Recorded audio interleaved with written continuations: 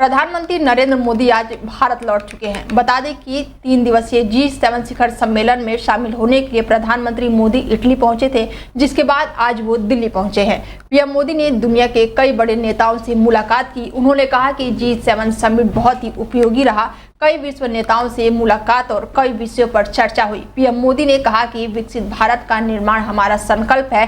भव्य स्वागत के लिए पीएम मोदी ने इटली के लोगों का आभार जताया। इटली में G7 के मंच पर पीएम मोदी का धमक भी देखने को मिला है। बता दें कि G7 शिखर सम्मेलन के आउटरीच सेशन के दौरान पीएम मोदी ने देश में हाल ही में हुए लोकसभा चुनाव और उसकी निष्पक्षता और पारदर्शिता प्रक्रिया की तारीफ भी की है। बता दें कि पीएम मोदी ने देश की चुनावी प्रक्रिया को पूरे लोकतांत्रिक विषय के लिए सबसे बड़ी जीत बताई है। उन्होंने कहा कि भारत का चुनाव लोकतंत्र का सबसे बड़ा पर्व है।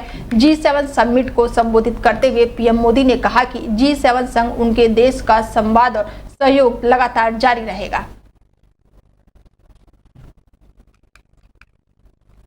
गुजरात में बीजेपी शासित वडोदरा नगर निगम ने पूर्व भारतीय क्रिकेटर और बहरामपुर से टीएमसी के लोकसभा सांसद यूसुफ पठान को नोटिस जारी किया है। वडोदरा नगर निगम ने ये नोटिस एक प्लॉट पर कथित रूप से अतिक्रमण करने को लेकर जारी किया है। इस मामले को लेकर नगर निगम का कहना है कि ये प्लॉट उनका है। बीएमसी ने 6 जून को नोटिस दिया था, लेकिन 13 जून को उन्होंने इस बारे में मीडिया को जानकारी दी थी। गौरतलब है कि बीजेपी के पूर्व सांसद विजय पावर ने इस मामले को उठाया है। बता दें, इस मामले को लेकर विजय पावर ने कहा कि मुझे यूसुफ पठान से कोई दिक्कत नहीं है। यूसुफ पठान ने 2012 में इस प्लॉट की मांग की थी, क्योंकि ये प्लॉट उनके घर से सटा हुआ है। तब उन्होंने इसे खरीदने के लिए 57,000 रुपए प्रति वर्ग मीटर की पेशकश की थी। उन्होंने आगे कहा कि तब बीएमसी ने इस प्रस्ताव को मंजूरी दी थी और जनरल बोर्ड मीटिंग में भी इसे पारित कर दिया गया था। लेकिन इस तरह के मामले में राज्य सरकार के पास अंतिम अथॉरिटी होती है और उसकी तरफ से कोई मंजूरी नहीं मिली थी, जिस वजह से इस प्रस्ताव को खारिज कर दिया गया था। हालांकि तब प्लॉट के चारों ओर बीएमसी ने कोई घेराव नहीं किया।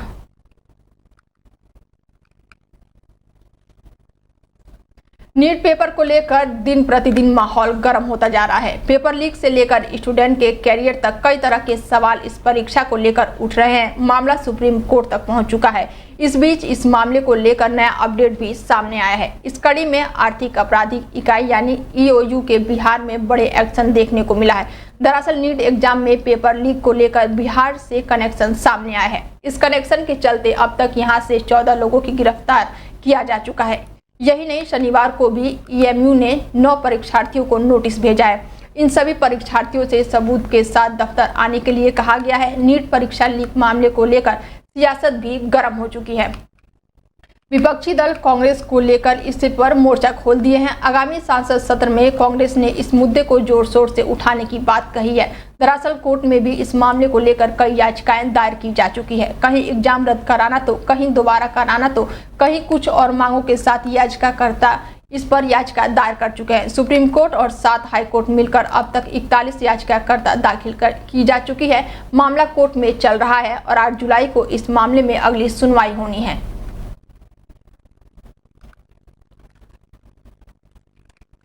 सहारनपुर में हुए अवैध खनन के मामले में ईडी ने बड़ी कार्रवाई की है। ईडी ने बसपा के पूर्व MLC मोहम्मद इकबाल की ग्लोबल यूनिवर्सिटी की 121 एकड़ जमीन और सभी भवनों को जब्त कर लिया है। बसपा के पूर्व MLC मोहम्मद इकबाल की जब्त संपत्ति की कीमत 4,440 करोड़ रुपए बताई जा रही है। CBI और अन्य एजेंसियां भी बसपा के पूर्व MLC मोहम्मद इकबाल के खिलाफ जांच कर रही है। बसपा सरकार में हुए बहुचर्चित चीनी मिल घोटाले में ईडी इकबाल के विरुद्ध जांच कर रही है। बता दें, इस मामले में साल 2021 में पूर्व MLC मोहम्मद इकबाल की करोड़ों रुपए की संपत्ति जब्त की जा चुकी है। इसको लेकर ईडी ने अपने बयान में बताया कि मोहम्मद इकबाल ने साल 2010 में 2012 के मध्य सहारनपुर और उसके आसपास अवैध खनन में 500 करोड़ रुपए से अधिक रुपए जुटाए थे। बाद में इसकी रकम को उसने ग्लोबल यूनिवर्सिटी में निवेश किया था।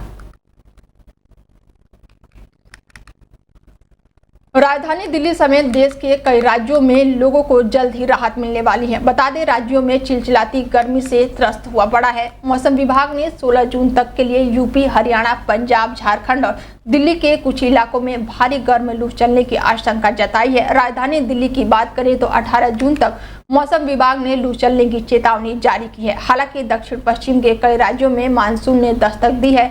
इसके पहले केरल और पूर्वोत्तर के कई राज्यों में मानसून ने 30 मई तक दस्तक दे दी है। केरल के कई इलाकों में मानसून की पहली बारिश भी हो चुकी है।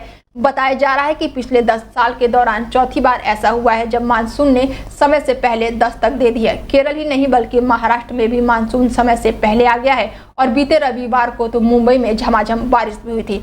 मौसम विभाग ने 30 जून तक दिल्ली एनसीआर में मानसून के पहुंचने की उम्मीद जताई है, लेकिन मौसम विभाग ने बुधवार को यह भी कहा है कि दिल्ली में अगले 7 दिनों तक के लिए गर्म लू चलेगी।